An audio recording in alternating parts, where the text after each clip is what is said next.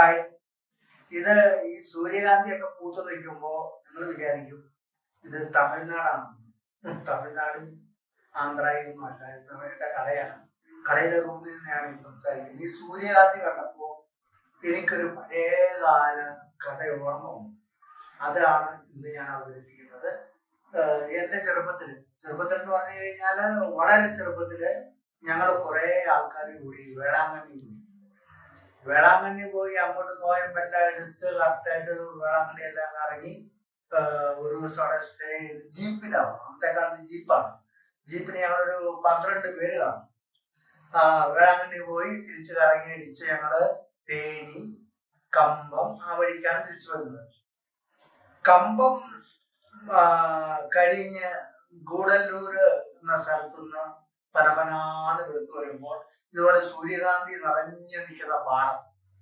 ഈ പാടത്തിന്റെ സൈഡില് ഞങ്ങൾ വണ്ടി നിർത്തി കഴിഞ്ഞപ്പോഴത്തേക്ക് അവിടെ ഒരു മതിലുണ്ട്.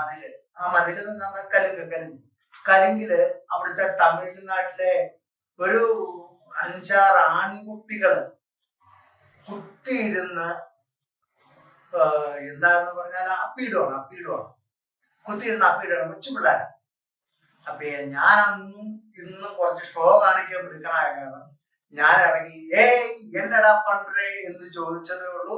ഇവന്മാരൊരു പണി കാണിച്ച് എന്റെ പൊന്നു സുഹൃത്തുക്കളെ മറക്കാൻ പറ്റും, ജീവിതത്തിൽ മറക്കുകയല്ല.